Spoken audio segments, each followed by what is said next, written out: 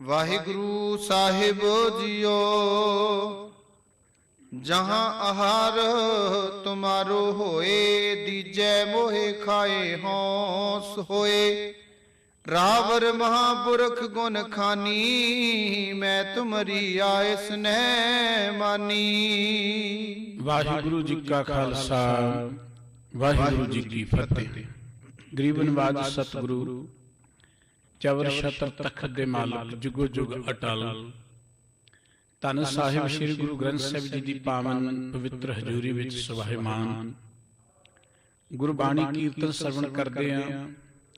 परम पिता वाहिगुरु जी के प्यार जुड़ के जीवन दी घड़ियां नूं सफल बना रहे गुरु सवारे सत्संगी जनों, वाहिगुरु जी की बख्शिश सदका गुरु हजूरी विच बैठ के गुरबाणी कीर्तन श्रवण करन दा सुभाग प्राप्त होया। गुरु साहब जी ने जिंदगी च आत्मक तौर पर उच्चे उठण दे लई जो सानू महान दातां बख्शियां वो है गुरबाणी दा कीर्तन अते सत्संगत। सारे कर्मां तो महान कर्म है, वड्डे भागां वालियां नूं इह दात प्राप्त हुंदी है। जिथे आप जी ने गुरबाणी कीर्तन दा आनंद माणिया है, धन गुरु नानक साहब जी दे जीवन इतिहास विचों हर रोज आप जी लड़ीवार कथा विचार श्रवण करते हो। वार्ता यह चल रही है कि सतगुरु जी ने करतारपुर नगर वसाया है। इत्थे गुरु का परिवार आ गया है, सिख संगतां आउण लग पईयां ने, दीवान चलता है, हर वेले सत्संगत हुंदी है।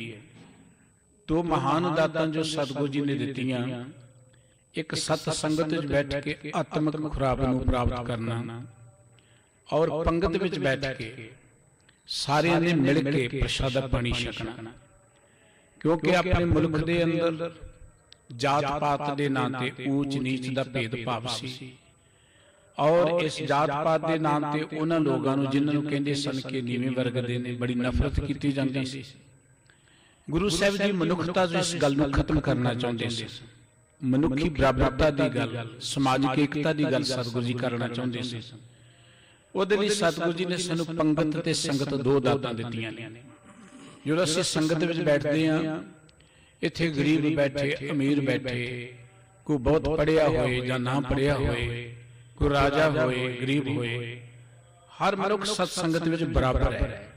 ਔਰ ਜਦੋਂ ਗੁਰੂ ਕੀ ਹਜ਼ੂਰੀ ਚ ਆ ਜਾਂਦਾ ਹੈ, ਅਸੀਂ ਉਹਨੂੰ ਬੜੇ ਪਿਆਰ ਤੇ ਅਦਬ ਨਾਲ ਸਾਰੀ ਸੰਗਤ ਨੂੰ ਸੰਬੋਧਨ ਕਰਕੇ ਗੁਰੂ ਰੂਪ ਸਾਧ ਸੰਗਤ ਆਖਦੇ ਹਾਂ।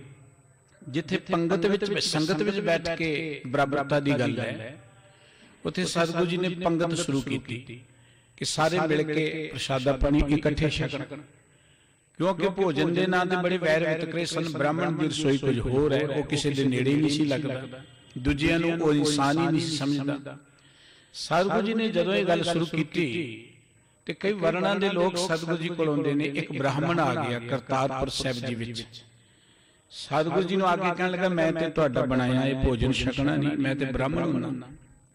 अज भी साडे च कई इहो जी सोच वाले लोग ने साडे विच, अपने समाज जिहड़े लंगर च प्रसादा नहीं छकणगे, कई देग भी नहीं लैंदे। वो सोचते कि असीं बहुत ज्यादा सुच संयम रखते हैं, सफाई रखनी बहुत जरूरी है। पर ये एक जो सतगुरु जी का महान फलसफा है, मनुखता की बराबरता दे लई संगत ते पंगत, ये सानू सारियां नूं मनना चाहिए। सो इस ब्राह्मण ने कहता कि मैं इत्थे भोजन नहीं खावांगा। सतगुरु जी कहंदे तेरी मर्जी है भाई, तू आया साडे कोल चल के, जे तू इत्थे बैठ के नहीं छकना तू अपना बना के खा ला। सतगुरु जी ने सुक्का उसनूं राशन पानी दे दिता है। साखी कर लिखदे कई थां ते जाके ने अपना चुल्हा बनाउण दा, चौंका बनाउण दा यतन कीता। जिथे जांदा है ਉਹ ਹੇਠੋਂ ਕੁਝ ਨਾ ਕੁਝ ਨਿਕਲ ਆਉਂਦਾ, ਕਿਤੇ ਹੱਡੀਆਂ ਨਿਕਲ ਆਉਂਦੀਆਂ, ਕਿਤੇ ਕੁਝ ਨਿਕਲ ਆਉਂਦਾ।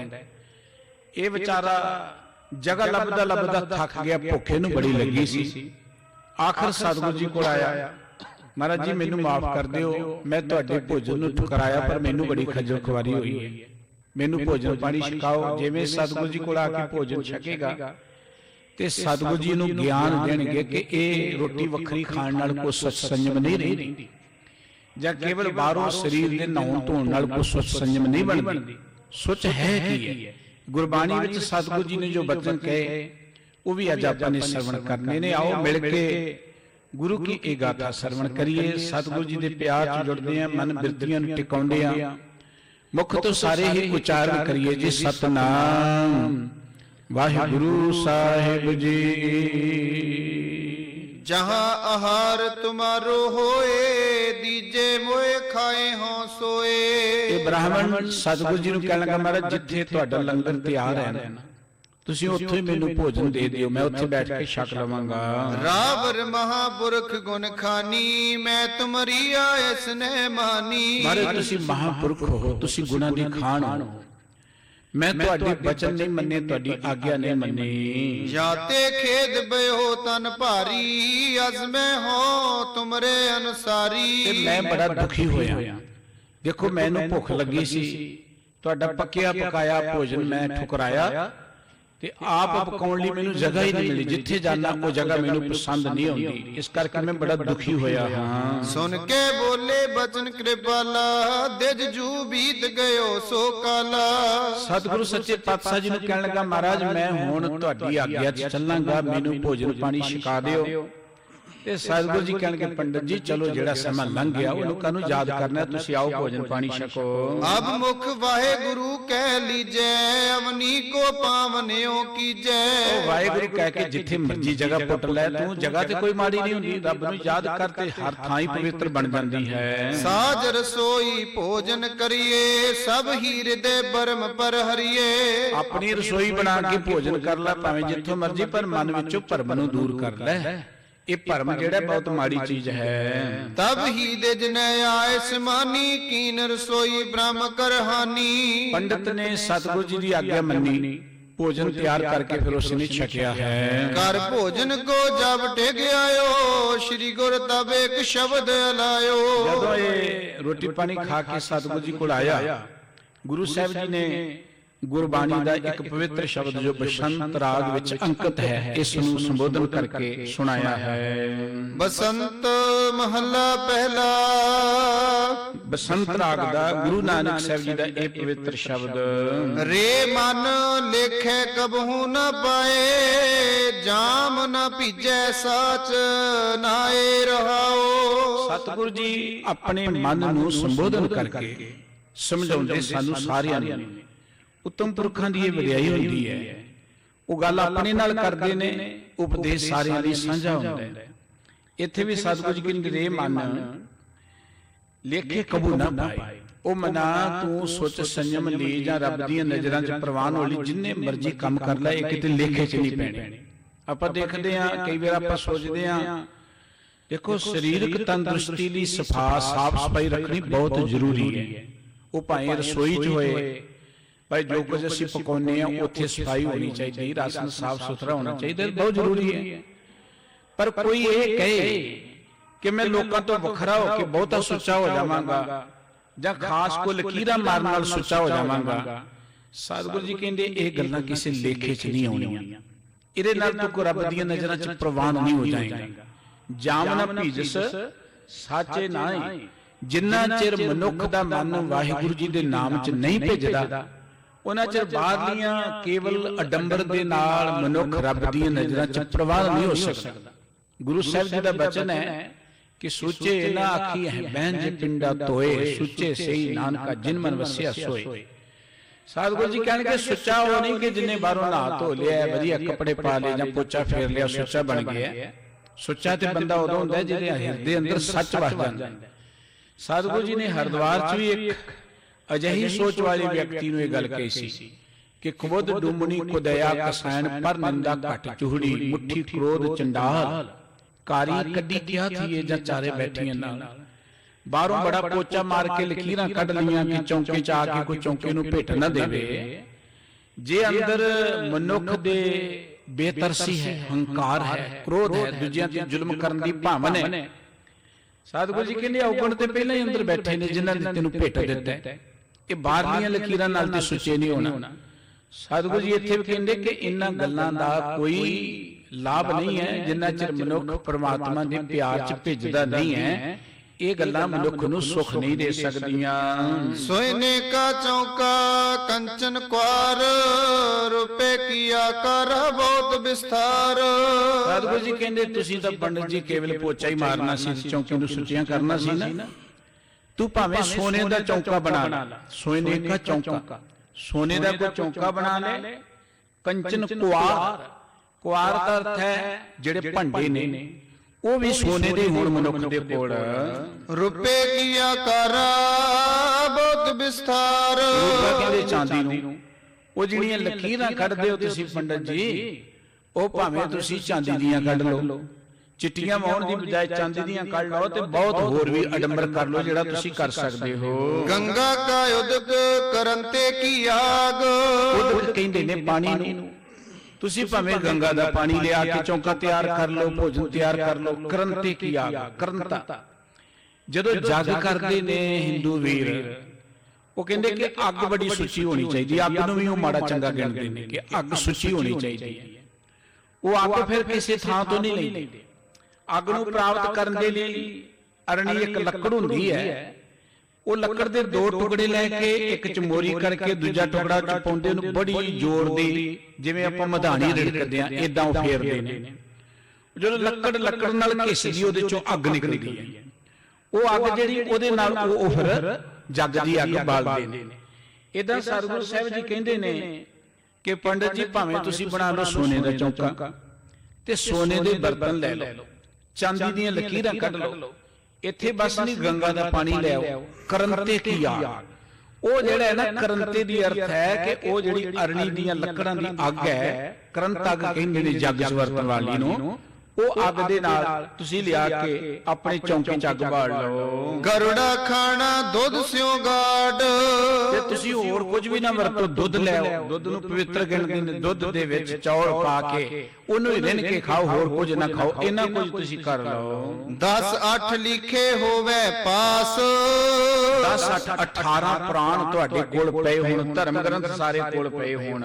ਚਾਰੇ ਵੇਦ ਮੁਖਾਗਰ ਪਾਠ, ਸਾਰੇ ਵੇਦ ਵੀ ਤੁਹਾਨੂੰ ਬਿਲਕੁਲ ਜ਼ੁਬਾਨੀ ਯਾਦ ਹੋਣ, ਐਨ ਰਟੇ ਹੋਣ ਤੁਸੀਂ। ਪੁਰਬੀ ਨਾਵੇ ਵਰਨਾ ਕੀ ਦਾਤ, ਤੇ ਜਾ ਕੇ ਜਿਵੇਂ ਮੱਸਿਆ ਹੈ, ਸੰਗਰਾਂਦ ਹੈ, ਕੁੰਭ ਹੈ, ਜੇ ਪੁਰਬ ਜਿਹੜੇ ਗਿਣੇ ਨੇ, ਇਹਨਾਂ ਪੁਰਬਾਂ ਤੇ ਜਾ ਕੇ ਕੋਈ ਬੰਦਾ ਤੀਰਥਾਂ ਤੇ ਵੀ ਨਹਾ ਲਏ ਤੇ ਹੋਰ ਅਨੇਕ ਤਰ੍ਹਾਂ ਦੇ ਦਾਨ ਪੁੰਨ ਵੀ ਕਰਦਾ ਰਹੇ। ਵਰਤ ਨੇਮ ਕਰੇ ਦਿਨ ਰਾਤ, ਵਰਤ ਨੇਮ ਕੋ ਕਰਦਾ ਰਹੇ। ਦੇਖੋ ਕਿੰਨੀਆਂ ਜਿੰਨੀਆਂ ਗੱਲਾਂ ਲੋਕਾਂ ਨੇ ਉੱਤਮ ਗਿਣੀਆਂ, ਸਾਰੀਆਂ ਸਤਿਗੁਰੂ ਜੀ ਨੇ ਗਿਣਤੀਆਂ। ਸੋਨੇ ਦਾ ਚੌਂਕਾ ਹੋਏ, ਸੋਨੇ ਦੇ ਭਾਂਡੇ ਹੋਣ, ਚਾਂਦੀ ਦੀਆਂ ਲਕੀਰਾਂ ਹੋਣ।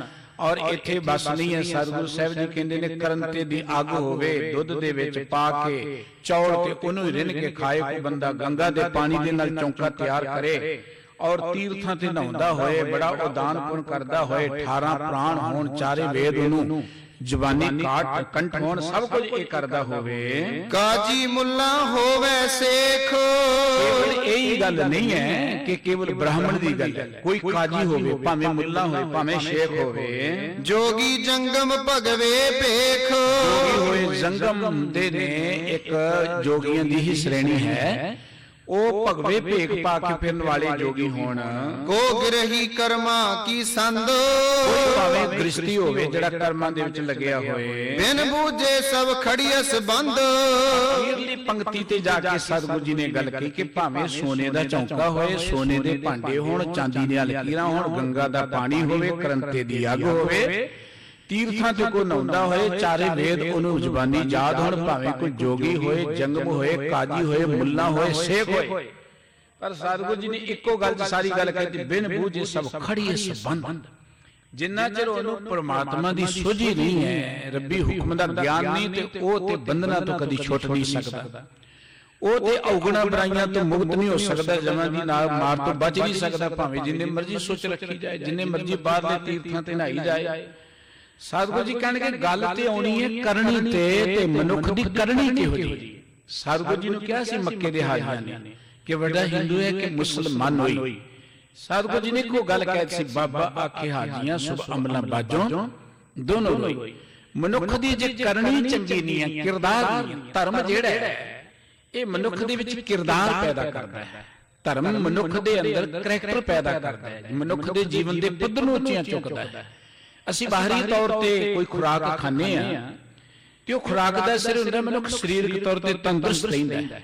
ਕੋਈ ਬੰਦਾ ਰੋਗੀ ਹੈ, ਉਹਨੂੰ ਅਸੀਂ ਦਵਾਈ ਦਿੰਦੇ ਆ, ਉਹ ਤੰਦਰੁਸਤ, ਆਪਾਂ ਕਹਿੰਦੇ ਦਵਾਈ ਦਾ ਅਸਰ ਹੋ ਗਿਆ, ਵਾਕਿਆ ਇਹਨੇ ਦਵਾਈ ਖਾਧੀ, ਦਵਾਈ ਦਾ ਅਸਰ ਹੋ ਗਿਆ।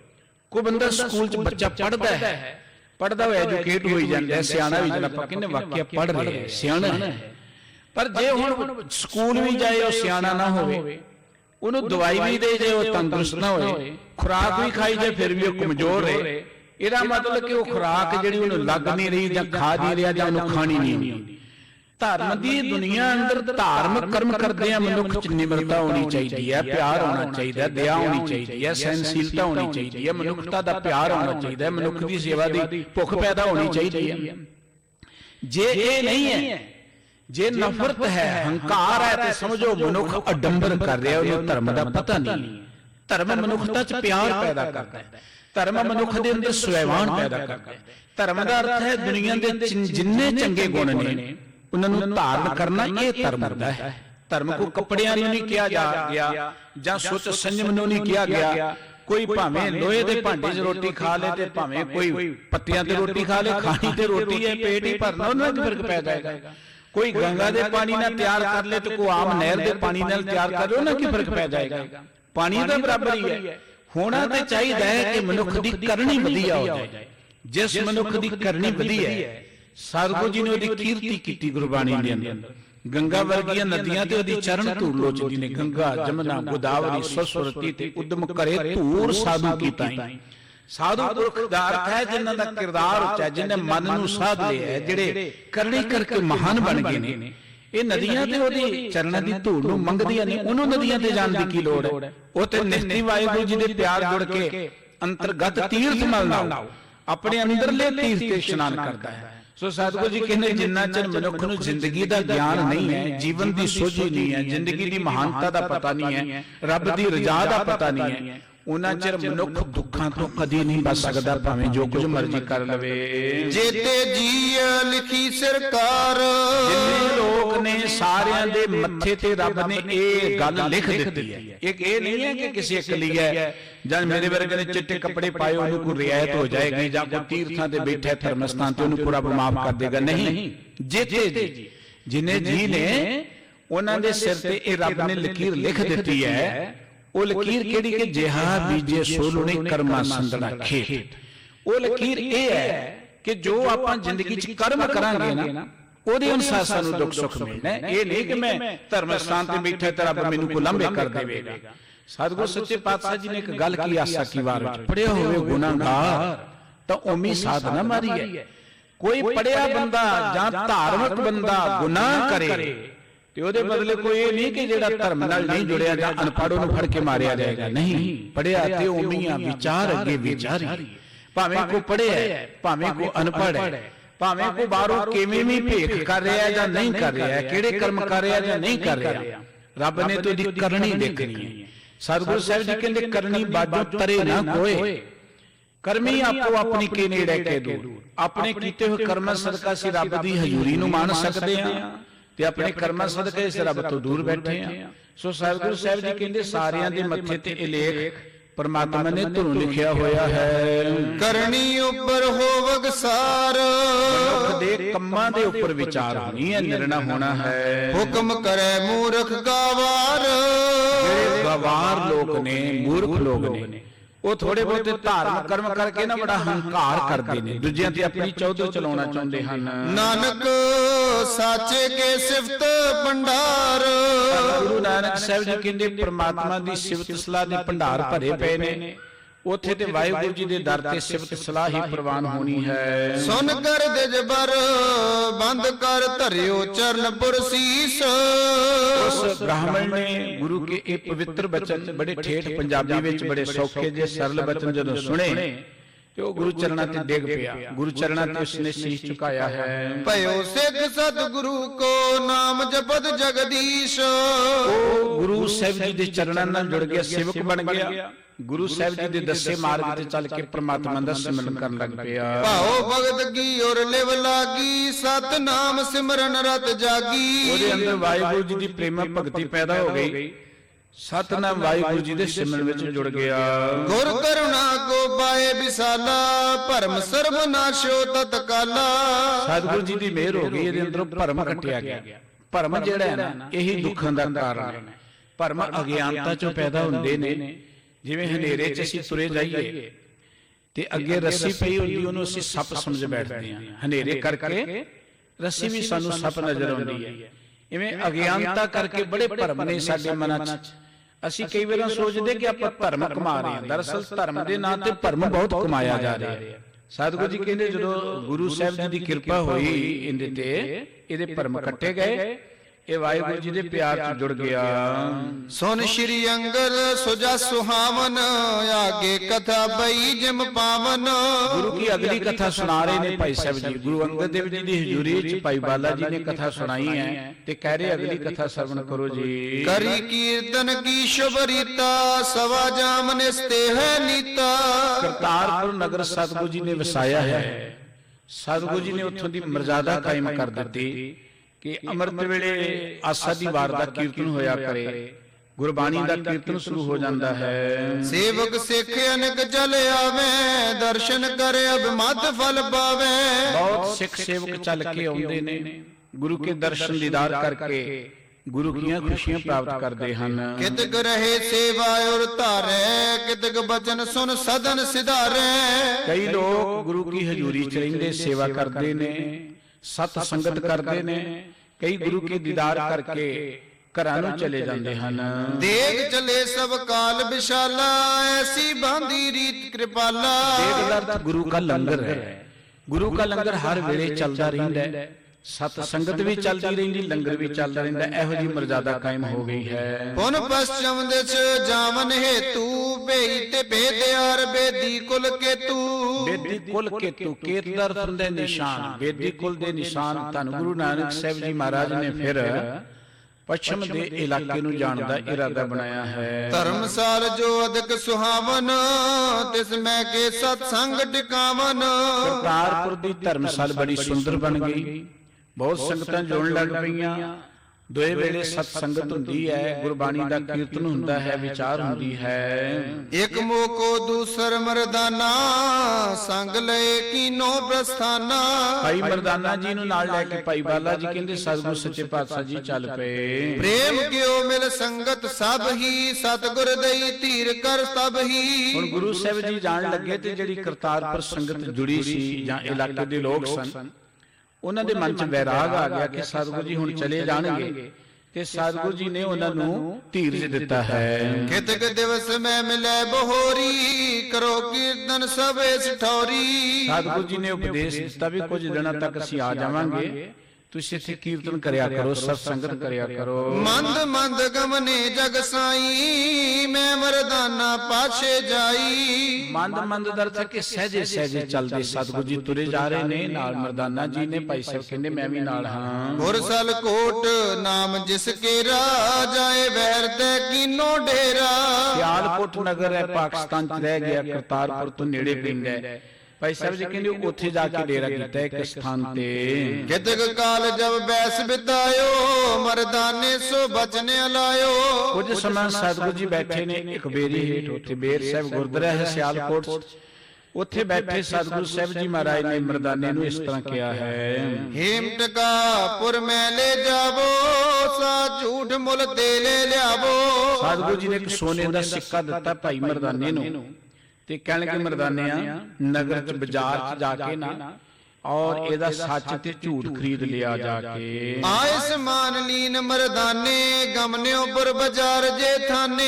ਗੁਰੂ ਕੇ ਬਚਨ ਮੰਨ ਕੇ ਮਰਦਾਨਾ ਜੀ ਚੱਲ ਪਏ, ਨਗਰ ਵੱਲ ਨੂੰ ਬਾਜ਼ਾਰ ਵਿੱਚ ਚਲੇ ਗਏ। ਬੂਝਣ ਲਗਾ ਹਟ ਪਰ ਸੋਈ, ਤੁਮ ਡਿਗ ਸਾਜ ਝੂਠ ਹੈ ਜੋਈ। ਦੁਕਾਨ ਤੇ ਜਾ ਕੇ ਭਾਈ ਸਾਹਿਬ ਜੀ ਪੁੱਛਦੇ ਪਏ ਮੈਨੂੰ ਸੱਚ ਤੇ ਝੂਠ ਚਾਹੀਦਾ, ਜੇ ਹੈ ਤੇ ਮੈਨੂੰ ਦੇ ਦਿਓ। ਏਕ ਟਕਾ ਕੰਚਨ ਕੋ ਲੀਜੈ, ਤਿਸ ਕੋ ਸਾਚ ਝੂਠ ਮੁਝ ਦੀਜੈ। ਆ ਸੋਨੇ ਦੀ ਇੱਕ ਮੋਹਰ ਹੈ, ਲੈ ਲਓ ਤੇ ਇਹਦਾ ਸੱਚ ਤੇ ਝੂਠ ਮੈਨੂੰ ਦੇ ਦਿਓ। ਸਭ ਜਰ ਬੂਝਿਓ ਫਿਰ ਸੋ, ਸੁਨ ਬਿਸਮੈ ਨੇ ਮਾਨੇ ਕੋ। ਕਈ ਦੁਕਾਨਾਂ ਤੇ ਗਿਆ, ਹੁਣ ਭਾਈ ਸਾਹਿਬ ਦੀ ਇਹ ਗੱਲ ਸੁਣ ਕੇ ਹਰ ਕੋਈ ਹੈਰਾਨ ਰਹਿ ਜਾਂਦਾ ਕਿ ਸੱਚ ਝੂਠ ਦੁਕਾਨਾਂ ਤੋਂ ਵੀ ਮਿਲਦਾ ਹੈ।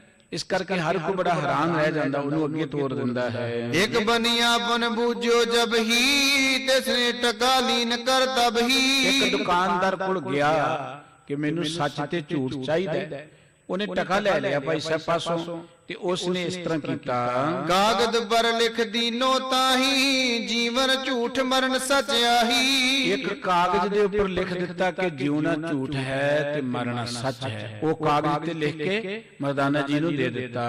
ਨੇ ਮਰਦਾਨਾ ਮਰਿਓ ਬਹੋਰੀ, ਆਇਓ ਹੁਦੇ ਪ੍ਰਭੂ ਜੇ ਠੌਰੀ। ਭਾਈ ਮਰਦਾਨਾ ਜੀ ਉਹ ਕਾਗਜ਼ ਲੈ ਕੇ ਆ ਗਏ ਜਿੱਥੇ ਸਤਿਗੁਰੂ ਸੱਚੇ ਪਾਤਸ਼ਾਹ ਜੀ ਬਿਰਾਜਮਾਨ ਸਨ। ਕਹਿਣ ਲੱਗਿਓ ਮੈਂ ਫਿਰਿਓ ਕਨੇਰਾ, ਤਿਸਕੇ ਪਾਸ ਨ ਸੌਦਾ ਹੈਰਾ। ਕਹਿੰਦਾ ਮਹਾਰਾਜ ਬਹੁਤ ਦੁਕਾਨਾਂ ਤੇ ਮੈਂ ਗਿਆ, ਆ ਤੁਹਾਡਾ ਸੌਦਾ ਜਿਹੜਾ ਤੁਸੀਂ ਮੰਗਾਇਆ ਨਾ ਮੈਨੂੰ ਕਿਤੇ ਨਹੀਂ ਮਿਲਿਆ, ਬੜਾ ਯਤਨ ਕੀਤਾ ਮੈਂ। ਸੋਨੇ ਇੱਕ ਬਨੀਏ ਮੁਝ ਕੋ ਦੀਨੋ, ਇਹ ਕਾਗਜ਼ ਪੜ ਕੇ ਲੈ ਚੀਨੋ। ਇੱਕ ਦੁਕਾਨ ਤੇ ਮੈਂ ਗਿਆ, ਉਹਨੇ ਮੈਨੂੰ ਇਹ ਸੌਦਾ ਦਿੱਤਾ। ਦੇਖੋ ਕਾਗਜ਼ ਤੇ ਕੁਝ ਲਿਖ ਦਿੱਤਾ ਹੈ, ਤੁਸੀਂ ਆਪ ਪੜ ਲਵੋ। ਵੇਖ ਬੋਲੇ ਬੇਦੀ ਕੁਲ ਟੀਕਾ, ਨਿਸ਼ਚੈ ਆਨਿਓ ਸੌਦਾ ਨੀਕਾ।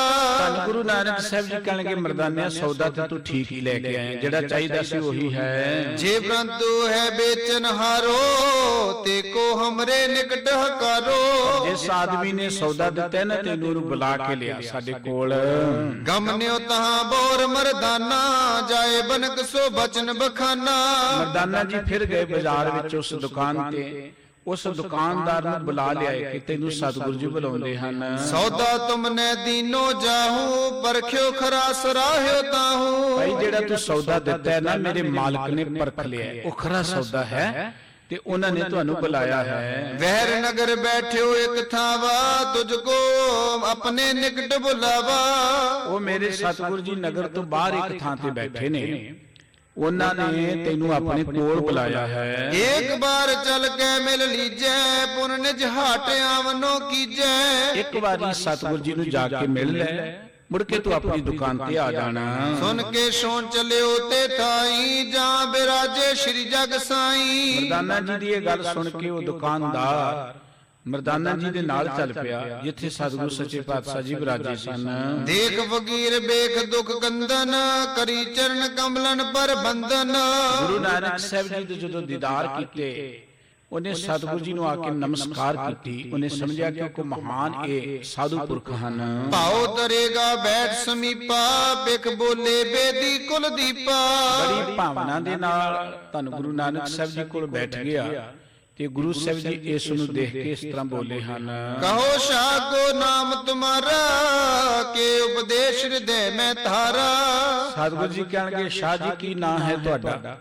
ਤੁਸੀਂ ਬੜੇ ਗਿਆਨਵਾਨ ਹੋ, ਤੁਹਾਨੂੰ ਇਹ ਗਿਆਨ ਕਿੱਥੋਂ ਮਿਲਿਆ, ਕਿਹਦਾ ਉਪਦੇਸ਼ ਤੁਸੀਂ ਧਾਰਨ ਕੀਤਾ ਹੈ? ਜੀਵਨ ਝੂਠ ਮਰਨ ਸੱਚ ਜਾਤਾ, ਕਿਦੋ ਬਨਾਏ ਲਿਖੀਏ ਬਾਤਾ। ਆ ਜਿਹੜੀ ਗੱਲ ਤੁਸੀਂ ਲਿਖੀ ਕਿ ਜੀਵਨਾ ਝੂਠ ਹੈ ਮਰਨਾ ਸੱਚ ਹੈ, ਤੁਸੀਂ ਇਹਨੂੰ ਸਮਝਿਆ ਹੀ ਹੈ ਜਾਂ ਕੇਵਲ ਲਿਖ ਦਿੱਤਾ ਹੈ? ਭਾਵ ਤੁਸੀਂ ਇਹਨੂੰ ਮਨ ਕਰਕੇ ਮੰਨਦੇ ਹੋ ਇਸ ਗੱਲ ਨੂੰ, ਸਮਝਿਆ ਤੁਸੀਂ ਇਸ ਗੱਲ ਨੂੰ, ਜਾਂ ਕੇਵਲ ਕਾਗਜ਼ ਤੇ ਲਿਖ ਦਿੱਤਾ ਹੈ? ਬੋਲਿਓ ਬਨਿਓ ਦੇ ਕਰ ਬੰਦੇ, ਸੋ ਕਹੋ ਸਾਜ ਸੁਨ ਸੰਤ ਮੁਕੰਦੇ। ਉਹ ਦੁਕਾਨਦਾਰ ਦੋਵੇਂ ਹੱਥ ਜੋੜ ਕੇ ਬੋਲਿਆ ਸਤਿਗੁਰੂ ਜੀ ਨੂੰ ਸੰਬੋਧਨ ਕਰਕੇ ਕਿ ਮੁਕਤੀ ਦੇ ਦਾਤੇ ਮਹਾਰਾਜ ਜੀ ਮੇਰੀ ਇਹ ਬੇਨਤੀ ਸੁਣੋ। ਮੇਰੋ ਨਾਮ ਬਨੇ ਜਗ ਮੂਲਾ, ਗਿਆਨ ਕੀ ਅਸਰਾ ਵਰੇ ਅਨਕੂਲਾ। ਦੁਨੀਆ ਮੈਨੂੰ ਮੂਲਾ ਕਹਿੰਦੀ ਹੈ, ਮੇਰਾ ਨਾਮ ਮੂਲਾ ਹੈ, ਬਾਕੀ ਇਹ ਗਿਆਨ ਜਿਹੜਾ ਹੈ ਨਾ ਇਹ ਤੇ ਤੁਹਾਡੇ ਵਰਗਿਆਂ ਦੇ ਕੋਲੋਂ ਹੀ ਮਿਲਦਾ ਹੈ ਮਹਾਰਾਜ ਜੀ, ਗਿਆਨ ਮੇਰੇ ਪਾਸ ਨਹੀਂ ਹੈ। ਜਿਸ ਕੋ ਚਾਹੋ ਤਿਸੈ ਜਨਾਵੋ, ਸਾਜ ਝੂਠ ਸਵਰ ਦੇ ਦ੍ਰਿੜਾਵੋ। ਤੁਸੀਂ ਗਿਆਨ ਦੇ ਦਾਤੇ ਹੋ, ਜਿਹਨੂੰ ਚਾਹੋ ਉਹਨੂੰ ਗਿਆਨ ਦੇ ਸਕਦੇ ਹੋ, ਸੱਚ ਝੂਠ ਦੀ ਸੋਝੀ ਦੇ ਸਕਦੇ ਹੋ। ਧਰਮ ਲੋਭ ਹਿਰਦੇ ਮੁਝ ਭਾਰੀ, ਕਾਗਦ ਪੁਰ ਲਿਖ ਦੀਨ ਸਵਾਰੀ। ਦਰਅਸਲ ਮਹਾਰਾਜ ਮੈਂ ਦੁਕਾਨਦਾਰ, ਮੇਰੇ ਮਨ 'ਚ ਤਾਂ ਪੈਸੇ ਦਾ ਲਾਲਚ ਸੀ, ਸੋਨੇ ਦੀ ਮੋਹਰ ਦੇਖੀ, ਮੈਂ ਕਾਗਜ਼ ਤੇ ਦੇ ਲਿਖ ਕੇ ਤੇ ਮੋਹਰ ਲੈ ਲਈ ਇਹਦੇ ਕੋਲੋਂ। ਹਿਰਦੈ ਸਦਾ ਚਾਹਤ ਹੂੰ ਐਸੇ, ਕਾਗਦ ਪਰ ਲਿਖ ਭੇਜੀ ਜੈਸੇ। ਔਰ ਮੈਂ ਹਮੇਸ਼ਾ ਮਨ 'ਚ ਸੋਚਦਾ ਵੀ ਹਾਂ ਕਿ ਜਿਉਣਾ ਝੂਠ ਹੈ ਤੇ ਮਰਨਾ ਸੱਚ ਹੈ। ਜੋ ਕੁਝ ਮੈਂ ਲਿਖਿਆ ਹੈ ਮੈਂ ਸਮਝਦਾ ਵੀ ਹਾਂ। ਦਿੜ ਅਭਿਆਸ ਨ ਮਨ ਮੈਂ ਹੋ, ਜਬ ਲੈ ਮਿਲੇ ਸੰਤ ਨਹਿ ਕੋ। ਪਰ ਇਹ ਮੈਂ ਸੋਚਦਾ ਹਾਂ, ਲਿਖ ਵੀ ਦਿੱਤਾ ਹੈ, ਪਰ ਇਹ ਗੱਲ ਮੇਰੇ ਮਨ 'ਚ ਦ੍ਰਿੜ ਨਹੀਂ ਹੋਈ। ਜਿਨ੍ਹਾਂ 'ਚ ਕੋ ਪੂਰਨ ਪੁਰਖ ਨਾ ਮਿਲੇ ਉਹਨਾਂ 'ਚ ਇਹ ਗੱਲ ਜ਼ਿੰਦਗੀ 'ਚ ਦ੍ਰਿੜ ਨਹੀਂ ਹੁੰਦੀ। ਮੈਂ ਲਿਖ ਦਿੱਤਾ ਹੈ, ਕਹਿੰਦਾ ਵੀ ਹਾਂ, ਪਰ ਮੇਰੇ ਮਨ 'ਚ ਗੱਲ ਦ੍ਰਿੜ ਨਹੀਂ ਹੈ। ਸੁਨ ਕੇ ਸ੍ਰੀ ਗੁਰ ਦੇ ਸੋ ਭਾਖਾ, ਔਰ ਮੈਂ ਲਖੋ ਜੇ ਆਸੇ ਅਬਿਲਾਖਾ। ਧੰਨ ਗੁਰੂ ਨਾਨਕ ਸਾਹਿਬ ਜੀ ਕਹਿਣਗੇ ਜੇ ਤੂੰ ਚਾਹੁੰਦਾ ਹੈ, ਤੇਰੇ ਮਨ ਦੀ ਇਹ ਭਾਵਨਾ ਹੈ ਇਸ ਗੱਲ ਨੂੰ ਦ੍ਰਿੜ ਕਰਨ ਦੀ, ਤੋ ਤੁਮ ਰਹੋ ਹਮਾਰੇ ਸਾਥਾ, ਇੱਛਾ ਪੂਰੇ ਸ੍ਰੀ ਜਗਨਾਥਾ। ਫਿਰ ਤੂੰ ਸਾਡੇ ਨਾਲ ਹੀ ਰਹਿ। ਉਹ ਪ੍ਰਮਾਤਮਾ ਤੇਰੀ ਇਹ ਰੀਝ ਪੂਰੀ ਕਰ ਦੇਵੇਗਾ, ਕਾਮਨਾ ਪੂਰੀ ਕਰ ਦੇਵੇਗਾ। ਬਚਨ ਮਾਨ ਕੇ ਤਬ ਹੀ ਮੂਲਾ, ਚਲਿਓ ਸੰਗ ਲਗ ਗੁਰ ਅਨਕੂਲਾ। ਸਤਿਗੁਰੂ ਜੀ ਦੇ ਬਚਨ ਮੰਨ ਕੇ ਭਾਈ ਮੂਲਾ ਸਤਿਗੁਰੂ ਜੀ ਦੇ ਨਾਲ ਹੀ ਚੱਲ ਪਿਆ। ਗਮਨੇ ਆਨ ਥਾਨ ਜਗ ਸਾਈ, ਸਿਛਿਆ ਦੇਨ ਜੇ ਨਰ ਦੁਖ ਪਾਈ। ਭਾਈ ਸਾਹਿਬ ਜੀ ਨੇ ਦਰਅਸਲ ਅਗਲੀ ਗਾਥਾ ਇੱਥੋਂ ਵੱਖਰੀ ਕਰ ਦਿੱਤੀ, ਜਿਹੜੀ ਮੇਨ ਗੱਲ ਸੀ, ਜਿਹੜੀ ਮੂਲੇ ਨੇ ਲਿਖੀ ਸੀ। ਇਸ ਨਗਰ ਦੇ ਵਿੱਚ ਇੱਕ ਪੀਰ ਸੀ ਜਿਹਦਾ ਨਾਂ ਸੀ ਹਮਜ਼ਾ ਗੌਸ ਪੀਰ। ਉਹ ਪੀਰ ਜਿਹੜਾ ਸੀ, ਉਹ ਪੀਰ ਇਸ ਇਲਾਕੇ 'ਚ ਬੜਾ ਮੰਨਿਆ ਪਰਮੰਨਿਆ ਪੀਰ ਸੀ। ਲੋਕੀ ਉਹਦੇ ਕੋਲ ਸੁਖਣਾ ਸੁਖਦੇ ਸਨ। ਇੱਕ ਬਾਣੀਆ ਸੀ ਸ਼ਹਿਰ ਦਾ, ਉਹਦੇ ਘਰ ਕੋਈ ਸੰਤਾਨ ਨਹੀਂ ਸੀ। ਉਹਨੇ ਆ ਕੇ ਇਹਦੇ ਕੋਲ ਸੁਖਣਾ ਸੁਖੀ ਮੇਰੇ ਘਰ ਕੋਈ ਬੱਚਾ ਹੋ ਜਾਏ, ਤੇ ਉਹਦੀ ਸੁਖਣਾ ਪੂਰੀ ਹੋ ਗਈ, ਰੱਬ ਦੀ ਮਿਹਰ ਹੋ ਗਈ, ਉਹਦੇ ਘਰ 'ਚ ਬੱਚਾ ਹੋ ਗਿਆ। ਤੇ ਉਸ ਪੀਰ ਨੇ ਕਿਹਾ ਸੀ ਜੋ ਬੱਚਾ ਤੇਰੇ ਘਰ ਹੋਏਗਾ ਤੂੰ ਮੈਨੂੰ ਦੇ ਦੇਣਾ। ਉਹਨਾਂ ਸਮਿਆਂ ਚ ਰਿਵਾਜ ਸੀ, ਅਕਸਰ ਮਹਾਤਮਾ ਲੋਕ, ਸਾਧੂ ਲੋਕ ਜਾਂ ਇਹ ਧਾਰਮਿਕ ਲੋਕ ਇਦਾਂ ਹੀ ਕਰਦੇ ਸਨ। ਜਿਸ ਦੇ ਬੱਚਾ ਹੋ ਜਾਣਾ ਫਿਰ ਉਹਦੇ ਬਦਲੇ ਉਹਦਾ ਮੁੱਲ ਪਾ ਕੇ ਉਹਨੇ ਪੈਸੇ ਲੈ ਲੈਣੇ। ਜਦੋਂ ਉਹ ਸ਼ਾਹੂਕਾਰ ਦੇ ਘਰ ਪੁੱਤਰ ਹੋਇਆ, ਇਸ ਪੀਰ ਨੇ ਪੁੱਤਰ ਮੰਗ ਲਿਆ। ਸ਼ਾਹੂਕਾਰ ਨੇ ਕਿਹਾ ਪੈਸੇ ਲੈ ਲਓ ਜਿੰਨੇ ਚਾਹੀਦੇ ਨੇ, ਲੇਕਿਨ ਪੀਰ ਇਸ ਗੱਲ ਤੇ ਅੜ ਗਿਆ ਕਿ ਮੈਨੂੰ ਪੁੱਤਰ ਹੀ ਚਾਹੀਦਾ ਹੈ। ਸ਼ਾਹੂਕਾਰ ਨੇ ਦੇਣ ਤੋਂ ਇਨਕਾਰ ਕਰ ਦਿੱਤਾ। ਇਸ ਪੀਰ ਨੇ ਗੁੱਸੇ ਚ ਆ ਕੇ ਕਿ ਇਹ ਸ਼ਹਿਰ ਝੂਠਿਆਂ ਦਾ ਹੈ, ਸ਼ਹਿਰ ਨੂੰ ਤਬਾਹ ਕਰਨ ਦਾ ਇਰਾਦਾ ਬਣਾ ਲਿਆ। ਆਪਣੇ ਮੱਠ ਵਿੱਚ ਬੈਠ ਗਿਆ ਕਿ ਮੈਂ ਤਪ ਕਰਾਂਗਾ, ਚਲੀਸਾ ਕੱਟਾਂਗਾ, ਇਹ ਸ਼ਹਿਰ ਬਰਬਾਦ ਹੋ ਜਾਏਗਾ। ਦੁਨੀਆ 'ਚ ਬੜਾ ਸਹਿਮ ਪਸਰਿਆ ਹੋਇਆ ਸੀ ਜਦੋਂ ਗੁਰੂ ਸਾਹਿਬ ਜੀ ਉੱਥੇ ਗਏ, ਔਰ ਇਸੇ ਕਰਕੇ ਸਤਿਗੁਰੂ ਜੀ ਨੇ ਨਗਰ 'ਚ ਭੇਜਿਆ ਸੀ, ਭਾਈ ਮੂਲੇ ਨੂੰ ਬੁਲਾਇਆ। ਮੂਲੇ ਦੇ ਰਾਹੀਂ ਉਸ ਪੀਰ ਨੂੰ ਗਿਆਨ ਦਿੱਤਾ ਸੀ। ਸ਼ਾਇਦ ਭਾਈ ਸਾਹਿਬ ਜੀ ਇਹ ਗੱਲ ਅੱਗੇ ਜਾ ਕੇ ਦੱਸਣਗੇ, ਪਰ ਮੇਨ ਗੱਲ ਉਸ ਪੀਰ ਦੀ ਸੀ ਜਿਹੜਾ ਸ਼ਹਿਰ ਦੇ ਉੱਪਰ ਪ੍ਰੋਦਤ ਸੀ। ਧਾਰਮਿਕ ਲੋਕ ਜਿਹੜੇ ਨੇ ਧਰਮ ਦੇ ਨਾਂ ਤੇ ਲੋਕਾਂ ਨੂੰ ਬੜਾ ਗੁੰਮਰਾਹ ਕਰਦੇ ਰਹੇ ਨੇ ਤੇ ਕਰ ਵੀ ਰਹੇ ਨੇ। ਲੋਕਾਂ ਦੇ ਮਨਾਂ ਅੰਦਰ ਡਰ ਪੈਦਾ ਕਰਨਾ, ਸਹਿਮ ਪੈਦਾ ਕਰਨਾ, ਇਹ ਧਰਮ ਨਹੀਂ ਹੈ। ਧਰਮ ਦੇ ਨਾਂ ਤੇ ਲੋਕਾਂ ਦੀ ਦਸਾਂ ਦੀ ਕਿਰਤ ਨੂੰ ਡਰਾ ਕੇ ਲੁੱਟਣਾ ਇਹ ਕੋਈ ਧਰਮ ਨਹੀਂ ਹੈ। ਗੁਰੂ ਨਾਨਕ ਸਾਹਿਬ ਜੀ ਨੇ ਉਸ ਪੀਰ ਨੂੰ ਵੀ ਗਿਆਨ ਦਿੱਤਾ ਸੀ। ਸੋ ਸਤਿਗੁਰੂ ਜੀ ਭਾਈ ਮੂਲੇ ਨੂੰ ਨਾਲ ਲੈ ਕੇ ਇੱਥੋਂ ਚੱਲ ਪਏ। ਏਕ ਨਗਰ ਮੈਂ ਬੈਸੇ ਜਾਈ, ਜਾਂ ਕਨੇਰੇ ਤੁਰਕ ਰਹਾਈ। ਇੱਕ ਨਗਰ ਵਿੱਚ ਧੰਨ ਗੁਰੂ ਨਾਨਕ ਸਾਹਿਬ ਜੀ ਜਾ ਕੇ ਬੈਠੇ ਨੇ, ਜਿੱਥੇ ਬਹੁਤ ਵੱਡੀ ਆਬਾਦੀ ਜ਼ਿਆਦਾਤਰ ਮੁਸਲਮਾਨ ਰਹਿੰਦੇ ਹਨ। ਚੰਦ ਰਾਤ ਥੀ ਤਿਸ ਦਿਨ ਮਾਹੀ, ਬੋ ਨਰ ਕੋ ਬਾ ਮੇਲ ਤਹਾਹੀ। ਚੰਦ ਰਾਤ ਅਰਥ ਕਿ ਪੂਰਨਮਾਸੀ ਦੀ ਰਾਤ ਸੀ। ਉਸ ਵੇਲੇ ਬਹੁਤ ਵੱਡਾ ਮੇਲਾ ਲੱਗਾ ਹੋਇਆ ਸੀ। ਪੀਰ ਵਿਸ਼ਾਲ ਭਈ ਇੱਕ ਥਾਈ, ਨੇ ਸ਼ੀਰਨੀ ਮਨਜ ਜੁੜਾਈ। ਬਹੁਤ ਵੱਡੀ ਭੀੜ ਲੱਗੀ ਹੋਈ ਹੈ। ਇੱਕ ਉੱਥੇ ਜਗ੍ਹਾ ਬਣੀ ਹੈ, ਉੱਥੇ ਮੇਲਾ ਲੱਗਿਆ ਹੋਇਆ ਹੈ ਤੇ ਬੜੇ ਲੋਕੀ ਲਿਆ ਕੇ ਸ਼ੀਰਨੀਆਂ ਚਾੜ ਰਹੇ ਹਨ। ਇੱਕ ਫਕੀਰ ਦੰਬੀ ਤੈ ਰਹੀ, ਸਭ ਲੋਕਨ ਸੋ ਇਸ ਸਭ ਕਹੀ। ਇੱਕ ਪਖੰਡੀ ਜਿਹਾ ਫਕੀਰ ਇੱਥੇ ਰਹਿੰਦਾ ਸੀ। ਸਭ ਤੋਂ ਜਲਦੀ ਲੋਕਾਂ ਨੂੰ ਜੇ ਗੁੰਮਰਾਹ ਕੀਤਾ ਜਾ ਸਕਦਾ ਹੈ ਤੇ ਉਹ ਧਰਮ ਦੇ ਨਾਂ ਤੇ ਗੁੰਮਰਾਹ ਕੀਤਾ ਜਾ ਸਕਦਾ ਹੈ।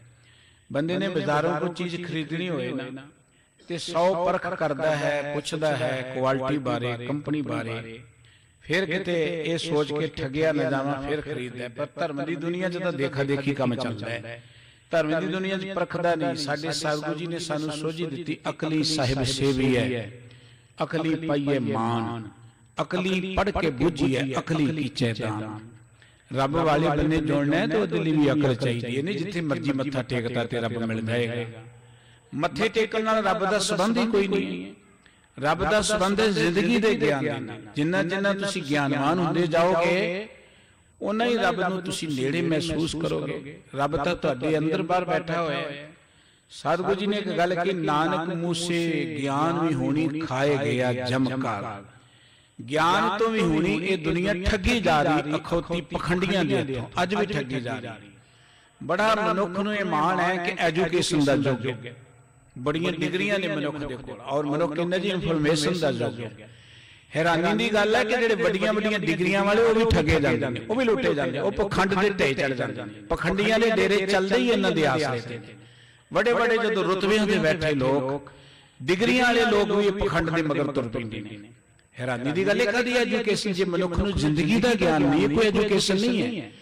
ਕੇਵਲ ਦੁਨਿਆਵੀ ਤੌਰ ਤੇ ਕੋਈ ਹੁਨਰ ਸਿੱਖ ਲੈਣਾ ਇਹ ਇੱਕ ਗੱਲ ਅਲੱਗ ਹੈ, ਪਰ ਐਜੂਕੇਸ਼ਨ ਕੇ ਮਨੁੱਖ ਨੂੰ ਜ਼ਿੰਦਗੀ ਦਾ ਗਿਆਨ ਹੈ ਕਿ ਮੇਰੀ ਵੈਲਿਊ ਕੀ ਹੈ, ਮੇਰੀ ਪੋਸਿਬਿਲਿਟੀ ਕੀ ਹੈ, ਮੈਂ ਜ਼ਿੰਦਗੀ 'ਚ ਕਿੰਨਾ ਮਹਾਨ ਹਾਂ।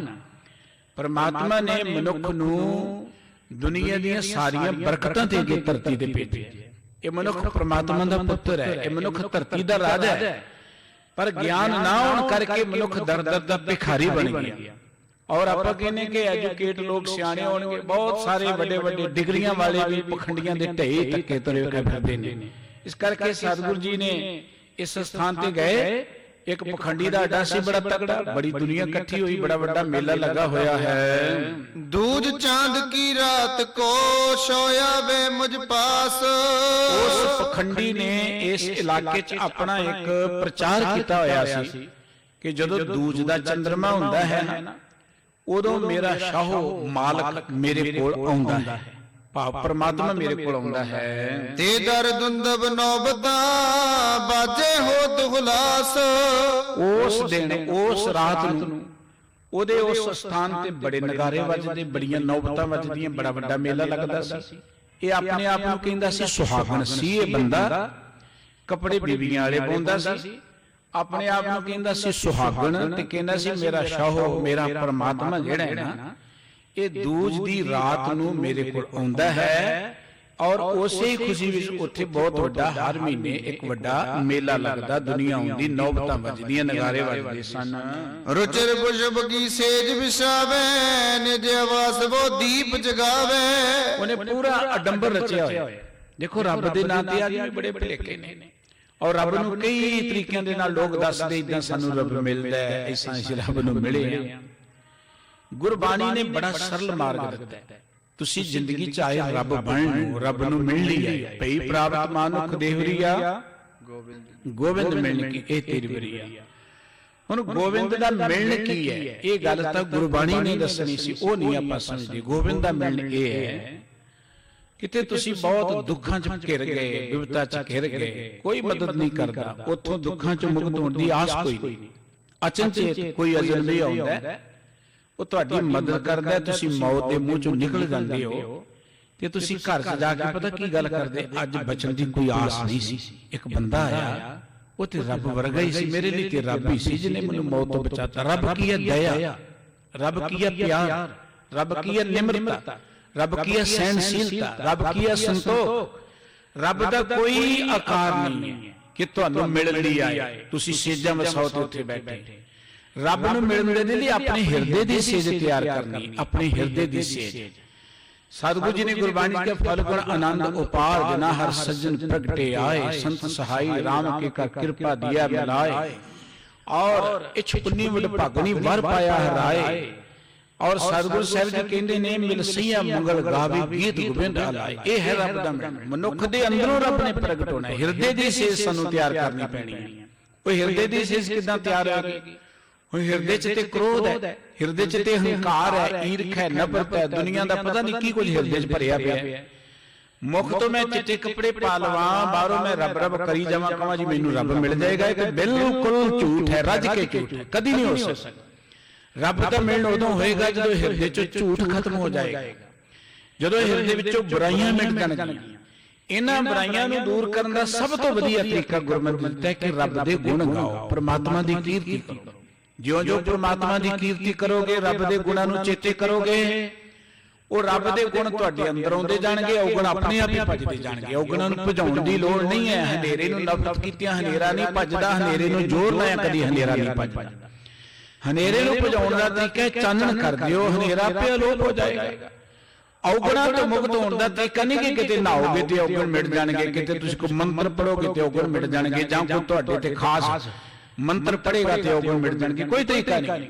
ਔਗਣਾਂ ਤੋਂ ਮੁਕਤ ਤਰੀਕਾ ਇਹ ਹੈ ਕਿ ਸਾਂਝ ਕੀਜੈ ਗੁਣਾ ਕੇਰੀ, ਗੁਣਾਂ ਦੇ ਨਾਲ ਪਿਆਰ ਕਰੋ, ਪਰਮਾਤਮਾ ਦੇ ਗੁਣ ਗਾਓ। ਜਿਉਂ-ਜਿਉਂ ਪਰਮਾਤਮਾ ਦੇ ਗੁਣ ਗਾਵਾਂਗੇ ਤੇ ਉਹ ਤੋਂ ਗੁਣ ਹਿਰਦੇ ਚ ਵਸਦੇ ਚਲੇ ਜਾਣਗੇ। ਹੁਣ ਗੁਣ ਤਾਂ ਮੈਂ ਕਦੀ ਸੁਣੇ ਨਹੀਂ ਹੈ, ਜਿਵੇਂ ਕਹ ਲੋ ਚਾਨਣ ਦੇ ਮੈਂ ਨੇੜੇ ਨਹੀਂ ਜਾਂਦਾ, ਸੂਰਜ ਦੀ ਗੱਲ ਮੈਂ ਸੁਣਦਾ ਨਹੀਂ। ਮੈਂ ਕਹਾਂ ਜੀ ਮੈਨੂੰ ਚਾਨਣ ਚਾਹੀਦਾ ਹੈ, ਹਨੇਰੇ ਨੂੰ ਧੱਕੋ, ਹਨੇਰੇ ਨੂੰ ਦੂਰ ਕਰੋ, ਤਾਂ ਕਦੀ ਨਹੀਂ ਹੋਏ। ਬੰਦਾ ਰੱਬ ਦੀ ਗੱਲ ਨਾ ਸੁਣੇ, ਗੁਣਾਂ ਦੀ ਗੱਲ ਨਾ ਸੁਣੇ, ਲੋਕਾਂ ਦੇ ਗੁਣਾਂ ਨੂੰ ਸਗੋਂ ਨਫ਼ਰਤ ਕਰੇ। ਕਿਤੇ ਵੀ ਤੁਸੀਂ ਗੁਣ ਦੇਖੋ, ਕਿਸੇ ਵਿਰੋਧੀ ਵਿੱਚ ਵੀ ਦੇਖੋ, ਉਹਨੂੰ ਐਪਰੀਸ਼ੀਏਟ ਕਰੋ। ਦਰਅਸਲ ਕਿਸੇ ਦੇ ਗੁਣਾਂ ਦੀ ਤਾਰੀਫ ਜਿਹੜੀ ਇਹ ਰੱਬ ਦੀ ਤਾਰੀਫ ਹੈ, ਇਹ ਗੁਣ ਹੈ ਹੀ ਰੱਬ ਦੇ ਨੇ। ਇਸ ਕਰਕੇ ਸਤਿਗੁਰੂ ਸਾਹਿਬ ਜੀ ਨੇ ਸਾਨੂੰ ਮਾਰਗ ਦਿੱਤਾ ਹੈ ਕਿ ਜੇ ਉਸ ਪਰਮਾਤਮਾ ਨੂੰ ਪ੍ਰਾਪਤ ਕਰਨਾ, ਹਿਰਦੇ ਦੀ ਸੇਜ ਤਿਆਰ ਕਰੋ। ਹਿਰਦੇ ਦੀ ਸੇਜ ਇਦਾਂ ਤਿਆਰ ਹੋਏਗੀ ਕਿ ਹਿਰਦੇ ਵਿੱਚ ਆ ਕੇ ਰੱਬੀ ਗੁਣ ਵਸ ਜਾਣ, ਸਾਡਾ ਹਿਰਦਾ ਸੁਹਾਵਣਾ ਹੋ ਜਾਏ, ਰੱਬ ਦੇ ਵਸਣ ਦੇ ਲਈ ਸੋਹਣੀ ਥਾਂ ਹੋਣੀ ਚਾਹੀਦੀ ਹੈ। ਇਹ ਪਖੰਡੀ ਇਹ ਕਹਿੰਦਾ ਸੀ ਕਿ ਮੇਰਾ ਸ਼ਾਹੋ ਮੇਰਾ ਪਰਮਾਤਮਾ ਇਹਨੂੰ ਮਿਲਣ ਲਈ ਆਉਂਦਾ ਦੂਜ ਦੀ ਰਾਤ ਨੂੰ, ਇਹਨੇ ਬੜੇ ਬਾਜੇ ਗਾਜੇ ਵਜਾਉਣੇ, ਬੜੀ ਸੋਹਣੀ ਸੇਜ ਤਿਆਰ ਕਰ ਲੈਣੀ, ਫੁੱਲਾਂ ਦੀ ਸੇਜ ਤਿਆਰ ਕਰ ਲਈ, ਆਪ ਇਹਨੇ ਇਸਤਰੀਆਂ ਵਾਲੇ ਕੱਪੜੇ ਪਾ ਲੈਣੇ, ਤੇ ਦੁਨੀਆ ਵੀ ਭੋਲੀ ਲੁਕਾਈ ਜਿਹੜੀ ਸੀ ਦੇਖਾ ਦੇਖੀ ਇੱਥੇ ਆ ਕੇ ਜੁੜਦੀ ਸੀ। ਦਰਅਸਲ ਇੱਕ ਬਹੁਤ ਵੱਡਾ ਇਹ ਪਖੰਡ ਦਾ ਅੱਡਾ ਸੀ। ਸਤਿਗੁਰੂ ਗੁਰੂ ਨਾਨਕ ਸਾਹਿਬ ਜੀ ਮਹਾਰਾਜ ਨੇ ਇਹ ਪਖੰਡ ਦਾ ਪਾਜ ਉਗਾੜਿਆ ਇੱਥੇ ਜਾ ਕੇ। ਗੁਰੂ ਸਾਹਿਬ ਜੀ ਆਏ ਦਰਅਸਲ ਪਖੰਡ ਤੋਂ ਮੁਕਤ ਕਰਨ ਦੇ ਲਈ ਸਨ, ਅਡੰਬਰ ਤੋਂ ਮੁਕਤ ਕਰਨ ਦੇ ਲਈ, ਕਰਮਕਾਂਡਾਂ ਤੋਂ ਮੁਕਤ ਕਰਨ ਦੇ ਲਈ। ਭਾਈ ਗੁਰਦਾਸ ਜੀ ਨੇ ਜਿਹੜੀ ਗੱਲ ਲਿਖੀ ਨਾ ਕਿ ਜਿਉਂ ਕਰ ਸੂਰਜ ਨਿਕਲਿਆ ਤਾਰੇ ਛਪੇ, ਅੰਧੇਰ ਪਲੋਵਾ। ਸੂਰਜ ਜਦੋਂ ਚੜ੍ਹਦਾ ਹੈ ਨਾ ਤੇ ਤਾਰੇ ਆਪਣੇ ਆਪ ਅਲੋਪ ਹੋ ਜਾਂਦੇ ਨੇ। ਗੁਰੂ ਨਾਨਕ ਸਾਹਿਬ ਜੀ ਨੇ ਮਨੁੱਖਤਾ ਨੂੰ ਚਾਨਣੀ ਇੰਨਾ ਦਿੱਤਾ, ਇਹ ਪਖੰਡ ਦੇ ਅੱਡੇ ਆਪੇ ਅਲੋਪ ਹੋ ਗਏ। ਅੱਜ ਜੇ ਪੰਜਾਬ ਦੀ ਧਰਤੀ ਤੇ ਪਖੰਡ ਦੇ ਅੱਡੇ ਨੇ, ਉਹਦਾ ਕਾਰਨ ਹੈ ਕਿ ਅਸੀਂ ਹੱਥ ਦੀਪ ਕੂਏ ਭਰੇ, ਦੀਵਾ ਹੱਥ 'ਚ ਲੈ ਕੇ ਤੇ ਫਿਰ ਅਸੀਂ ਕਰਮਕਾਂਡਾਂ ਮਗਰ ਜਾਂਦੇ ਹਾਂ। ਮੱਥਾ ਗੁਰੂ ਗ੍ਰੰਥ ਸਾਹਿਬ ਜੀ ਨੂੰ ਟੇਕਦੇ ਕਰਮਕਾਂਡ ਅਸੀਂ ਰੱਜ ਕੀ ਕਰਦੇ ਹਾਂ ਕਿ ਫਲਾਣੇ ਥਾਂ ਤੇ ਇੰਨੇ ਦਿਨ ਜਾਵਾਂਗੇ ਗੱਲ ਬਣ ਜਾਏਗੀ, ਇੰਨੇ ਮੰਤਰ ਪੜਾਂਗੇ ਗੱਲ ਬਣ ਜਾਏਗੀ, ਸ਼ਬਦ ਪੜਾਂਗੇ ਗੱਲ ਬਣ ਜਾਏਗੀ। ਇਹ ਵੀ ਤੇ ਕਰਮਕਾਂਡ ਹੀ ਹੈ। ਗੁਰਬਾਣੀ ਨੂੰ ਪਿਆਰ ਨਾਲ ਪੜ੍ਹੀਏ, ਪਰਮਾਤਮਾ ਦੇ ਨਾਮ ਨੂੰ ਪਿਆਰ ਨਾਲ ਸਿਮਰੀਏ, ਗੁਰੂ ਦੀ ਮਨੁੱਖਤਾ ਦੀ ਸੇਵਾ ਪਿਆਰ ਨਾਲ ਕਰੀਏ। ਇਹ ਰਸਤਾ ਹੈ। ਸਤਿਗੁਰੂ ਜੀ ਜਿਵੇਂ ਇਸ ਪਖੰਡ ਦੇ ਕਿਲੇ ਨੂੰ ਢਾਉਣਗੇ, ਇਹ ਵਾਰਤਾ ਆਪ ਜੀ ਕੱਲ ਨੂੰ ਸਰਵਣ ਕਰੋਗੇ। ਅੱਜ ਦੀਆਂ ਇੰਨੀਆਂ ਬੇਨਤੀਆਂ ਪ੍ਰਵਾਨ ਕਰਨੀਆਂ ਹੋਈਆਂ, ਭੁੱਲਾਂ ਚੁੱਕਾਂ ਦੀ ਖਿਮਾ ਬਖਸ਼ ਦੇਣੀ ਜੀਓ। ਸਤਿਗੁਰੂ ਜੀ ਸਾਰਿਆਂ ਨੂੰ ਆਪਣੇ ਘਰੋਂ ਕਰੋ ਨਾਮ ਬਾਣੀ ਦਾ ਪਿਆਰ ਬਖਸ਼ਣ, ਬੜੇ ਪਿਆਰ ਦੇ ਨਾਲ ਗੁਰਬਾਣੀ ਦਾ ਕੀਰਤਨ ਸਰਵਣ ਕਰੋ ਜੀ। ਪਿਆਰ ਸਹਿਤ ਬੁਲਾਓ। ਵਾਹਿਗੁਰੂ ਜੀ ਕਾ ਖਾਲਸਾ, ਵਾਹਿਗੁਰੂ ਜੀ ਕੀ ਫਤਿਹ।